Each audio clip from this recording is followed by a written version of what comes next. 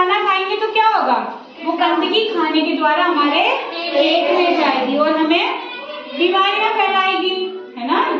इसीलिए हमें अपने हाथों की सफाई रखनी चाहिए। हमें शौच के लिए हमेशा शौचालय में जाना चाहिए।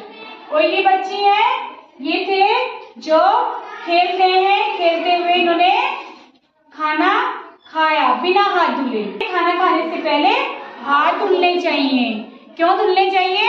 ताकि हमारे हाथों की गंदगी कीटाणु खाने के द्वारा हमारे पेट में नहीं जाए। और कभी भी जैसे इन्होंने हर्ष ने खाना कहाँ खाया था, खुले पकोड़े बिक रहे थे। इनके गांव में एक पकोड़े बेचने वाला आया था और वो पकोड़े खुले में बेच रहा था। उस पर बहुत सारी मक्खियां मच्छर बैठे हुए थे। तो मक्खी और मच्छर जब बैठते हैं जहाँ पे गंदगी छोड़ते हैं अपनी, छोड़ते हैं ना।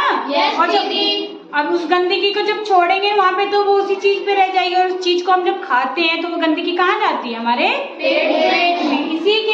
इसी कारण वो हर्ष बीमार हुए थे, क्योंकि उन्होंने खुले में बिक रहे हुए पकोड़े खाए थे, वो बिना हाथ धुले।